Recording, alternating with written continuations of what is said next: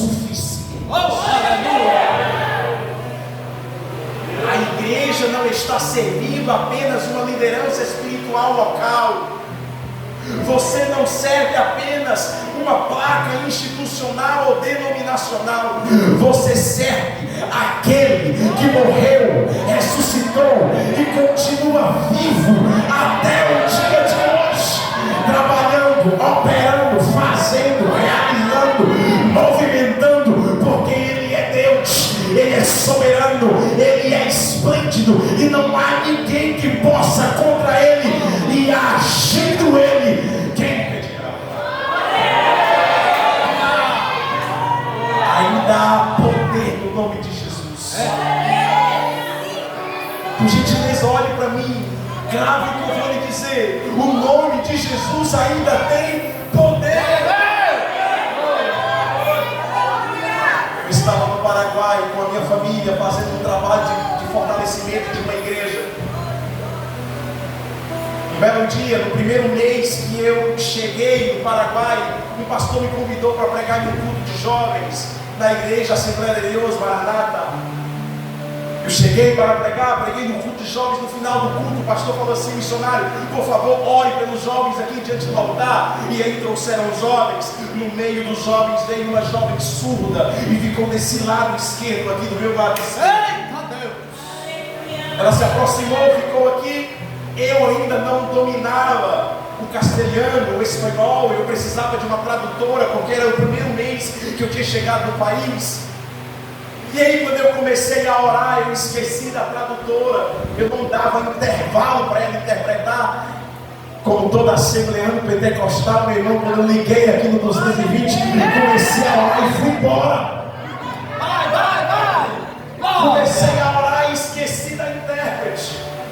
Eu orando em português, rápido, falando em mistério, esqueci da intérprete. Eita Deus! Aí a intérprete, quando percebeu que eu não ia dar intervalo para ela falar, ela só dizia assim, ó: há um poder em nome de Jesus.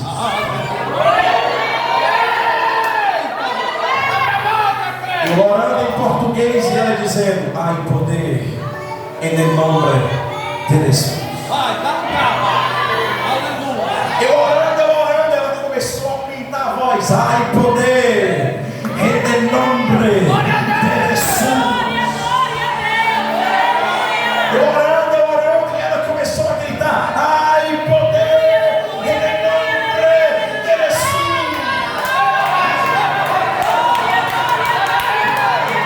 Quando ela dizia isso, irmãs, a jovem surda que estava aqui no cantinho começou a fazer assim, ó.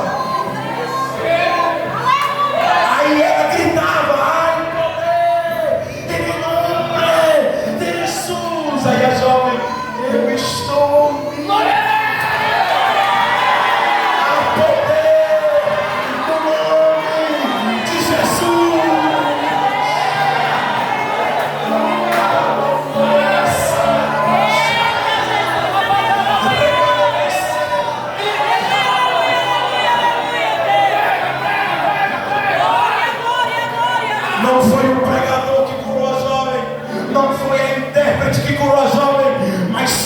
nome de Jesus, que há poder, que há poder, que há poder. Igreja, você não está servindo a um homem qualquer, você serve ao homem que tem o poder na palma das suas mãos e que a todo momento pode operar milagres.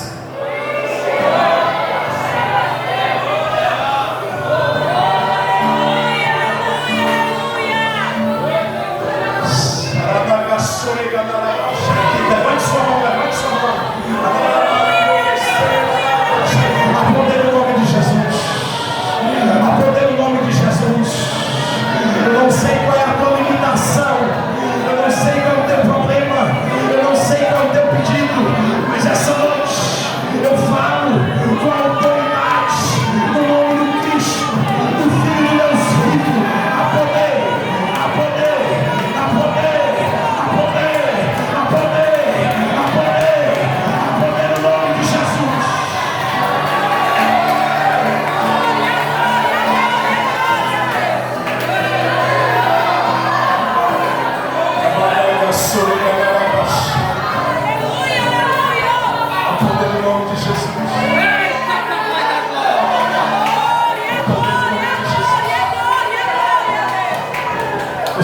pode esquecer disso.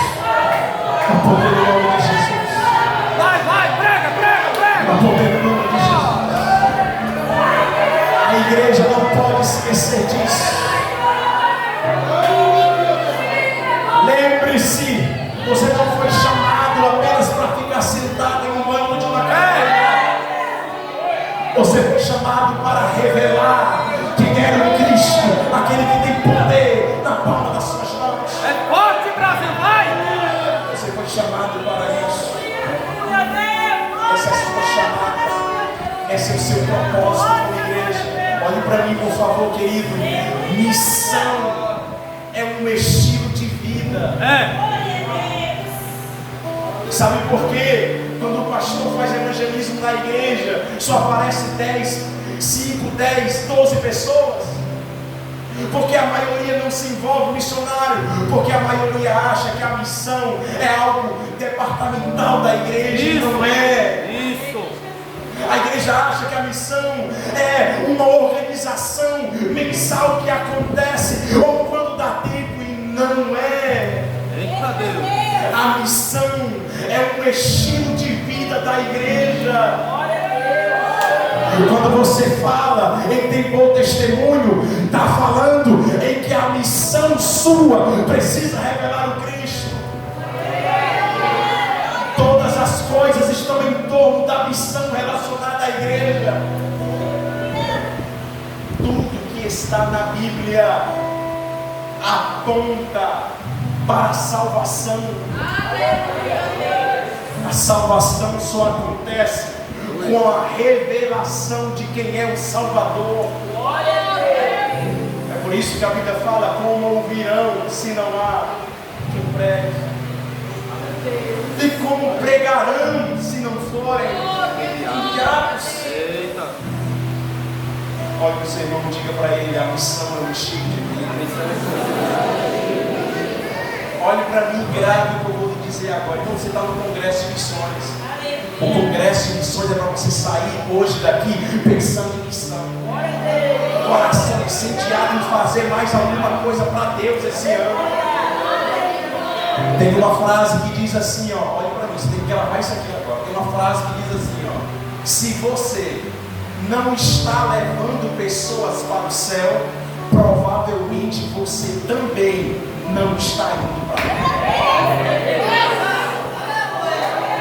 Você entendeu o que eu disse? Não, vou repetir. Se você não está levando pessoas para o céu, provavelmente você também não está indo para lá.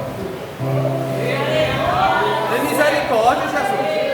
Olha para o seu irmão, pergunta isso para ele. Por que você está misericórdia, levando as pessoas? Eu acho que eu vou ficar, viu? Meu Deus. Você está levando as pessoas?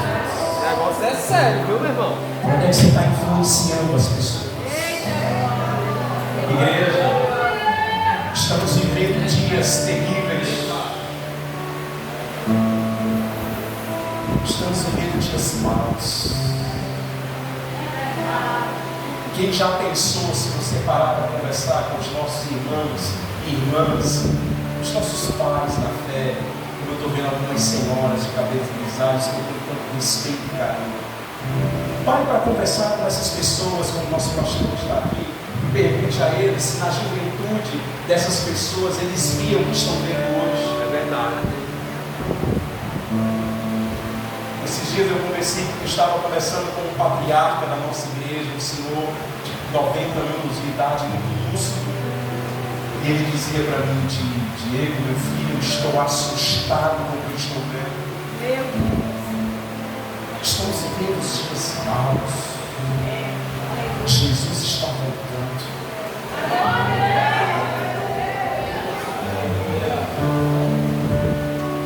No versículo de número 13,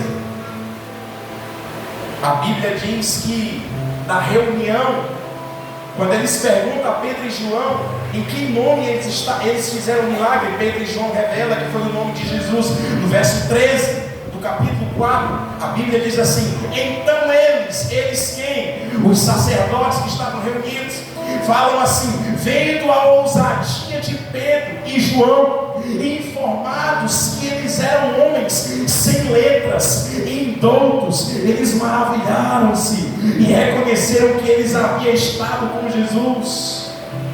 Aleluia. E vendo estar com eles um homem que fora curado, nada tinham que dizer em contrário. Todavia, mandaram sair ele fora do conselho e fizeram uma reunião entre si. Foi o que aconteceu, irmãos. O sumo sacerdote, o conselho da época, olhou para Pedro e João e ficaram pasmos com eles, porque eles eram homens sem letras, mas tinham ousadia e tinham manifestação do poder de Deus. O texto fala que eles tiram Pedro e João da reunião, afastam eles, e eles fazem uma reunião apenas entre eles, para falar o quê? O verso de número 16 diz: eles falaram: o que havemos de fazer com estes homens? Porque a todos que habitam em Jerusalém é manifesto que por eles foi feito um sinal notório, e não podemos negar. Dos conselhos, do membro do conselho, disse assim: mas para que não se divulgue mais entre o povo, vamos ameaçá-los, para que ele não fale mais desse nome a homem algum. Meu Deus. Olha o que foi que o governo na época fizeram, irmãos. Vamos ameaçar eles dois. Eles não podem mais falar no nome de Jesus mais ainda. Jesus foi morto na cruz. A última lembrança que o povo de Jerusalém tem que ter desse Jesus é morto na cruz. Eita, menino. Vamos chamar eles aqui, vamos ameaçar eles. Eles não podem mais falar desse nome. Quero abrir um parênteses. Eu olho para esse cenário aqui, irmãos, que aconteceu há milhares de anos atrás, e parece que ele é tão atual.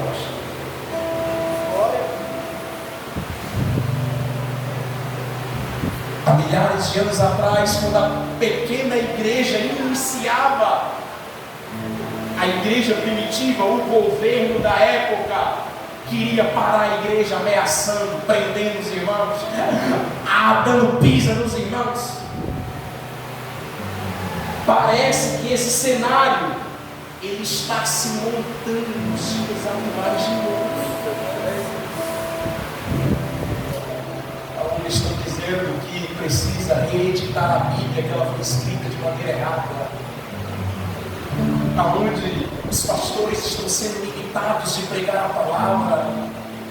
E quem sabe se ainda nesse ano saia um comunicado que você não pode mais falar da sua fé em praça pública ou em algum ponto. Eu me pergunto, se proibirem a igreja de falar de Jesus, eu me pergunto, o que você faria? Pergunte o seu irmão do lado aí, o que você ia fazer? Você ia dizer, você ia aceitar, ia se calar? O que você ia fazer? Fizeram esse questionamento a Pedro e João. Não podem mais falar desse nome. Sabe o que eles fizeram? Vamos ler o texto. Verso número 17. Grande perturbado, menino. Verso número 18. Glória! E chamando-os, disseram para eles que absolutamente não falassem e nem ensinassem mais o nome de Jesus. Verso 19. Agora Pedro e João vai responder. E respondendo, porém, Pedro e João lhe disseram: julgai vós mesmos se é justo diante de Deus obedecer a vós mais do que a Deus. Verso 20. Pois não podemos deixar de falar de tudo quanto vimos e ouvimos.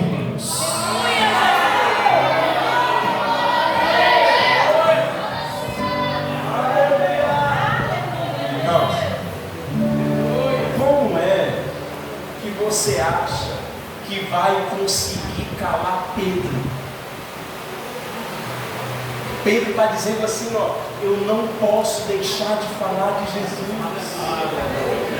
Diante de tudo aquilo que eu vi e que eu ouvi, Como é que os principais escribas e anciões da época iam conseguir calar Pedro, irmãos? Se a primeira experiência que Pedro teve com Jesus foi ele voltando de uma noite inteira de pesca, porque ele era pescador e fazia isso para sobreviver, mas naquele dia ele nada apanhou, nada pegou. Quando ele chega na beira da praia, frustrado, querendo vender peixe, os clientes estavam aguardando, mas ele não tinha peixe para vender. O texto fala que Jesus encaminhando na beira da praia com uma multidão atrás dele. Jesus olha, vê Simão e vê os outros pescadores. Jesus pede um barco emprestado. Simão, o Pedro, empresta o barco dele. O texto fala que enquanto Jesus prega, Simão está consertando e lavando as redes dele, que ele passou a noite inteira tentando pegar peixe. O texto fala que quando Jesus termina de pregar,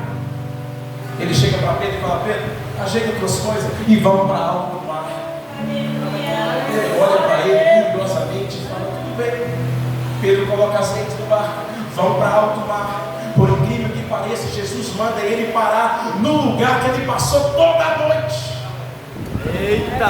Pedro olha para ele e fala: Senhor, aqui foi aonde eu passei toda a noite. Eita Deus! Aí parece que Jesus olha para ele e fala assim: Pedro, uma coisa é tu passar a noite aqui toda sem mim, outra coisa é eu estar aqui, joga a rede, porque vai dar peixe.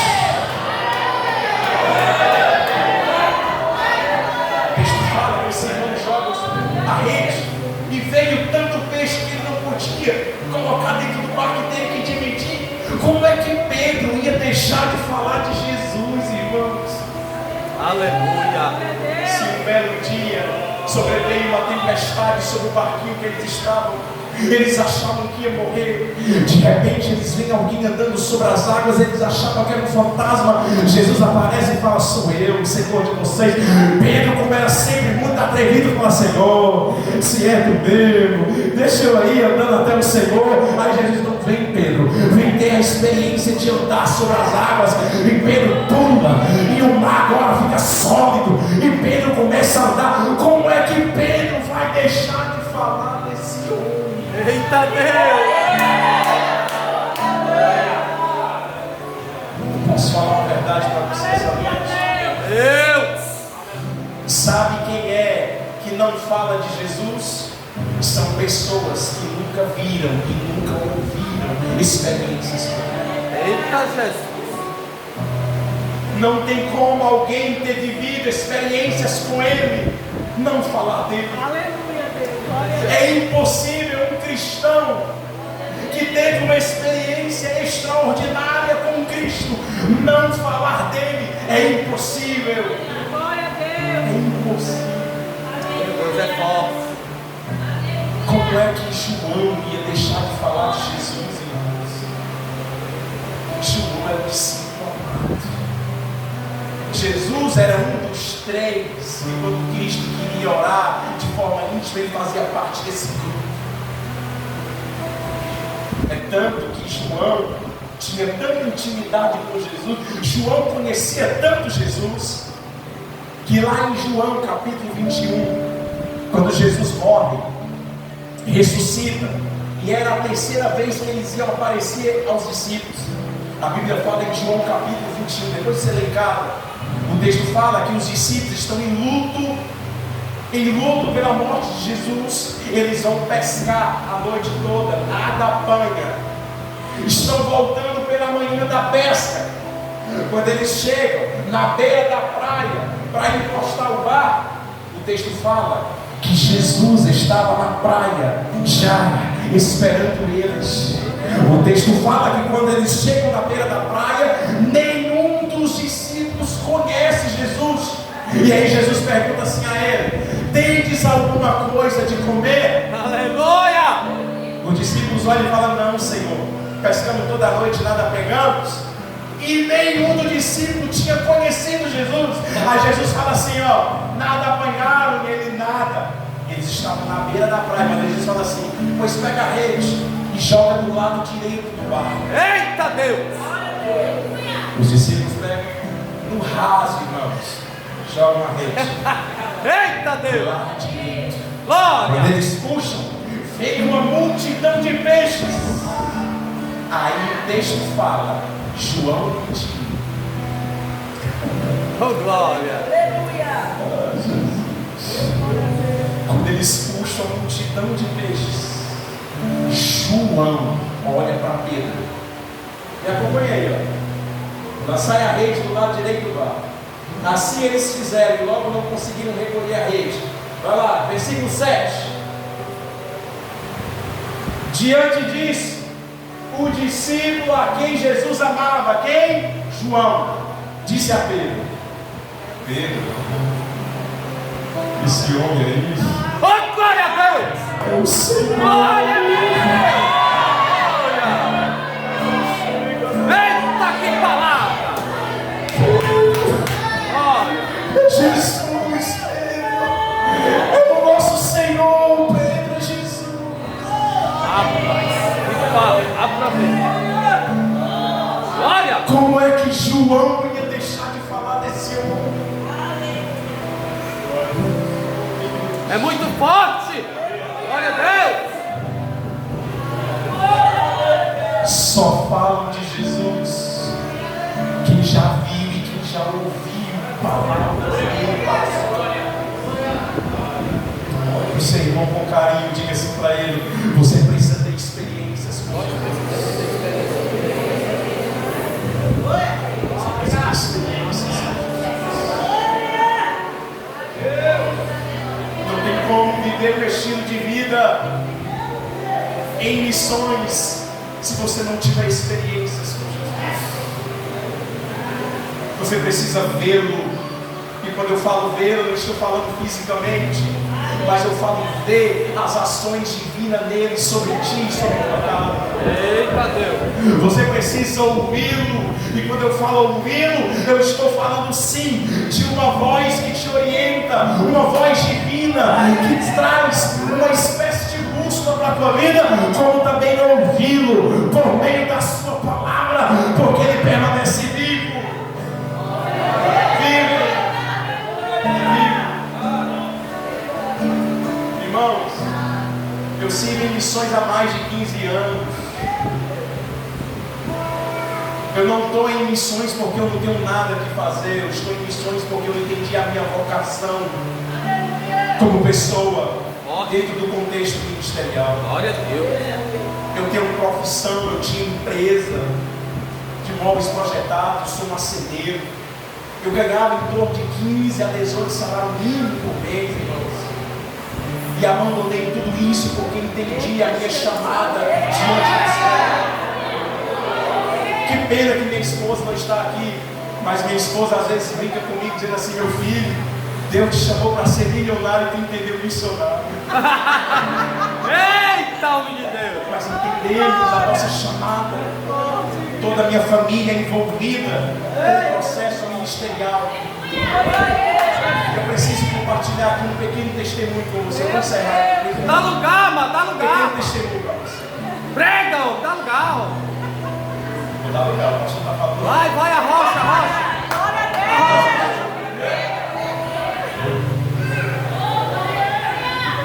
No ano de 2017 aproximadamente, eu já tinha vendido a empresa, tinha vendido tudo, porque eu abri a empresa dentro da missão. Eu comecei, meu primeiro envolvimento com missões foi a Scanf no ano de 2005. De lá para cá, eu me envolvi inteiramente. Eu na época tinha 15 anos de idade, em 2005. Me envolvi ainda na minha juventude, entendi os planos e os processos de Deus na minha vida. Conheci minha esposa Raquel com 16 anos e desafiei ela a casar comigo quando eu tinha 17 anos. Doida foi ela. Ela aceitou. Casei com ela, passei um ano trabalhando. E aos 18 anos eu abri mão de emprego, abri mão de tudo com ela e resolvemos viver integralmente na missão. Pela Igreja Assembleia de Deus Todo Central. Os anos se passaram, depois de alguns anos, eu abri a empresa pela minha profissão. Começou a dar muito certo. Fiquei com a empresa por volta de 4 anos aberta, de 3 a 4 anos, ganhando muito bem, até que um dia eu não conseguia mais conciliar a empresa e a missão, porque a igreja me necessitava muito de viajar, de ir principalmente para São Paulo, ir em países da América Latina, como Bolívia, Paraguai, Argentina, visitar missionários, substituir algum missionário de férias. E aí eu entendi que não dava mais para ficar com a empresa. E aí eu vendi, e no ano de 2017 para 2018, eu cheguei a uma fase da minha vida muito difícil. Porque quando eu tinha empresa, eu tenho 2 filhos, 2 casais, um casal na verdade, e nesse período, eles ainda eram pequenininhos, e eles tinham um plano de saúde, porque quando eu tinha empresa dava para pagar, enfim, era o período de vacas gordas. Mas quando eu vendi empresa, vendi tudo. Eu ainda passei 1 ano sobrevivendo só com o que eu vendi, para vocês terem ideia. Quando acabou o recurso, as coisas ficaram muito difíceis. E aí eu fiquei apenas com um carrinho, irmãos, que o bichinho era uma bênção. Para dizer o contrário. E eu morava aqui, eu tenho casas aqui, no José Walter, ainda, estão alugadas. Nesse período eu morava aqui no José Walter e minha mãe morava no Antônio Bezerra. No final de semana eu ia para a casa dela. Nesse período eu já tinha voltado a estaca zero. Eu não tinha ainda um sustento financeiro da igreja, porque a igreja queria que eu fosse tempo integral. E eu estava no processo ainda de venda. Depois que eu vendi, passei 1 ano ainda esperando eu retornar para a Secretaria de Missões. Então foi um tempo difícil, irmão. Até que eu estava voltando da casa da minha mãe, da perimetral, 1h da manhã. Eu vim com a tia para lá, a gente ficava tempos e tempos lá. Voltando 1h da manhã, o pneu furou do carro, lá em frente à Grande Portugal. E aí minha esposa começou a ficar com medo de ser assaltada. Eu lembro como hoje, irmãos, eu tinha R$10 na carteira e o celular não tinha crédito e não tinha estéreo. Que pena que ela não está aqui, irmãos. Todas as vezes quando eu conto esse testemunho na igreja, ela se emociona demais. Eita Deus! Que pena ela não está. E eu olhei para ela, as 2 crianças, pequenininhas, aí ela começou a ficar com medo, eu falei, não, calma. Vai dar um jeito, Jesus vai dar um jeito para nós. Mas ele está lá, abrigo lá. E aí de repente um rapaz descendo de bicicleta. E eu me assustei, achando que fosse algum bandido, alguma coisa. E eu falei, olha, não liga nada, não liga a luz do carro. Vamos ficar quietinho aqui para ele passar direto. Eu não veio que tem no carro. Mas era meio que nada, parece que ele estava me ouvindo. Mas ele vinha em direção do carro, ele vinha em direção do carro. O Jesus, e agora, quando ele parou na frente do carro, eu queria ir lá, já abri a porta e saí. Aí eu vou lá, cidadão, lá, boa noite, tá tudo bem aí, mais ou menos. Aí o que foi, não, o pneu furou. Aí ele disse, tem estéreo? Pois é, infelizmente não. Mas tem macaco no carro? Eu tenho. Tem chave? Também tenho. Pois abre o porta-mala que eu vou lhe ajudar. E assim, tudo bem, abriu o porta-mala, ele mesmo tirou as ferramentas, levantou o carro e tirou o pneu. Quando ele terminou de tirar o pneu, ele foi colocando o pneu em cima da bicicleta dele. Aí o Senhor vai dar um. Eita Deus! Ele olhou para mim, não, rapaz, fique tranquilo, eu sou borracheiro. Eita Deus! Aí eu fiquei meio assim, borracheiro, não vou dar um. Confesso que eu não acreditei, irmãos, mas ele tinha o que fazer. É o anjo de bicicleta, meu irmão. Eu não tinha o que fazer, eu olhei para ele assim, mas o que é sua borracharia? Ele, não, umas 3 quadras aqui para trás. Aí eu olhei para a minha esposa, baixou o vidro, ela poder ligar com as crianças, eu olhei para ele, tinha que fazer, aí ele foi. Ele demorou 40 minutos, parecia uma eternidade. 40 minutos depois ele vem voltando com a bicicleta e um pneu mais novo do que os 3 que estavam no carro. Aí eu me preocupei, né? Aí o rapaz, e agora? Eu só tenho R$10. O rapaz me ajudou, fez tudo e agora. E aí ele chegou, colocou o pneu no carro, ajeitou a roda, tudo direitinho, colocou o material dentro do carro. Quando terminou, aí eu já puxei a carteira para me dar a minha habilitação para ele. Eu não ia dar os 10 reais, né? Porque eu sabia que os 10 reais não pagavam. Aí qual era a minha ideia? A minha ideia era o seguinte: olha, você fica com a minha habilitação, que amanhã eu volto com o seu dinheiro e pega a minha habilitação. Essa era a minha ideia. E aí eu puxei a carteira do bolso, e aí ele foi montando assim na bicicleta. Eu disse: senhor, calma, quanto foi o serviço? Ele deu para mim: não, irmão, pode ir. Como assim, irmão? Não, quanto foi o valor? Não, pode ir. Aí eu insisti: não, irmão, me diga quanto foi o valor, porque o seu pedido é mais gordo que os meus 3. Oh, glória. Aí ele olhou para mim, aí ele desceu da bicicleta, aí Espírito Santo. achou o vidro, olhou para ele, aí ele olhou para ela, deixou de olhar para mim e olhou para ela. É por isso que ela se emociona, porque ele olhou para ela e falou assim: vocês são crentes, né?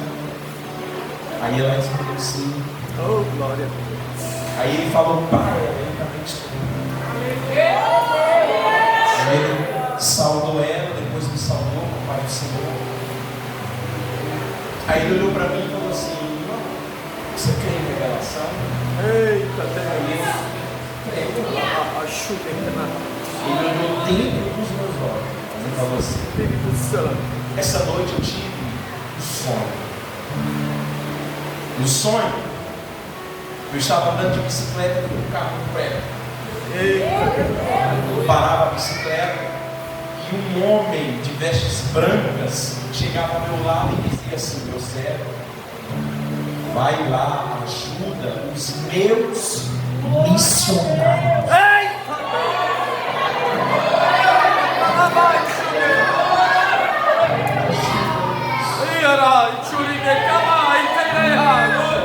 Ele olhou para mim e falou: está pago isso.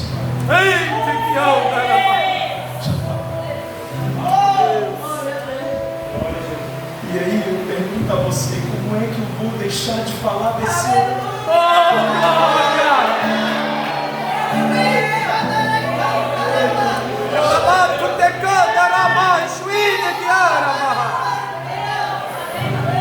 Irmãos, eu tenho tantos testemunhos. O mais recente agora está com um mês. Meu Deus, é muito forte. Está com um mês que esse milagre aconteceu na minha vida. Para quem crê, meu irmão, é só no sobrenatural. Eu tinha um grau muito alto de miopia. 6,5 em cada olho, dava 13 graus. Eu era quase cego. Por muitos anos eu usei lente de contato.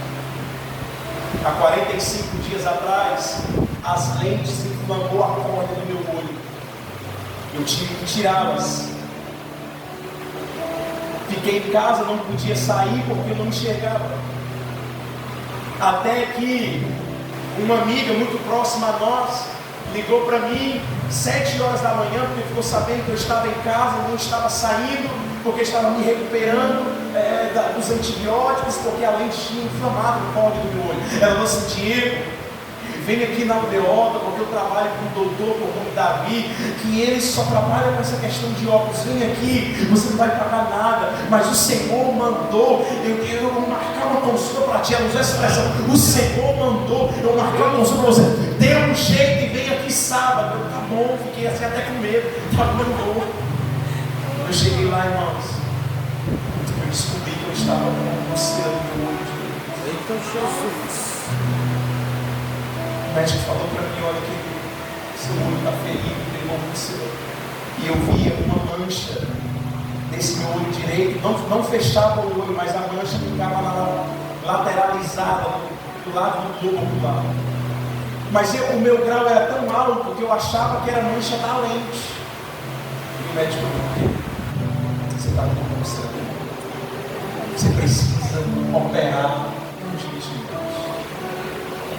E como os irmãos conhecem, SUS é uma demora. Eu estava numa clínica na aldeota. Eu perguntei: doutor, quanto é essa cirurgia aí do filho? Em média, de 6 a 10 mil reais. Mas fique tranquilo, o que eu puder fazer com você, eu vou fazer. Só que é o seguinte: para você fazer essa cirurgia, não é só você querer. Acorde os seus olhos, precisa aguentar a cirurgia. Você vai fazer um exame na terça-feira. Se o exame der positivo, você pode fazer a cirurgia. Caso contrário, você tem que procurar outros meios. Eu me atribulei, chorei, rios de lágrimas, você não tem noção. E a minha lágrima, e o motivo do meu choro era: Deus, eu te sirvo há tantos anos.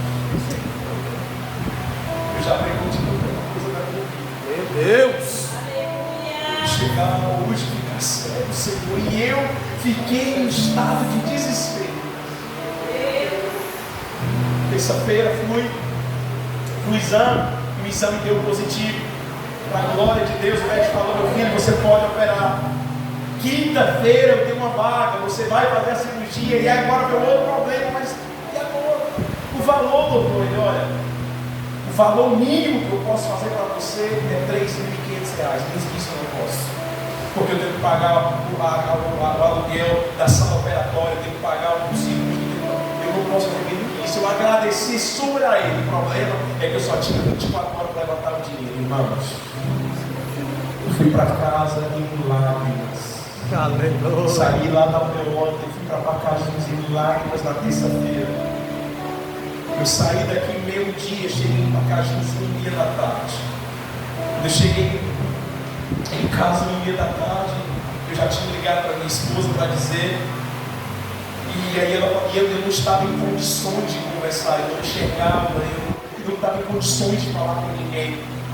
E eu sentei e minha esposa disse assim: meu filho, fique tranquilo, porque o mesmo Deus que cuidou de nós lá no começo vai cuidar também agora. Eu mandei aquela palavra, mas sem muito ainda, em estado de confiança, ainda meio fragilizado, irmãos. Queridos, eu recebi uma ligação 3h da tarde, de uma irmã dizendo assim para mim: Diego, fique em paz, porque o meu Senhor me disse agora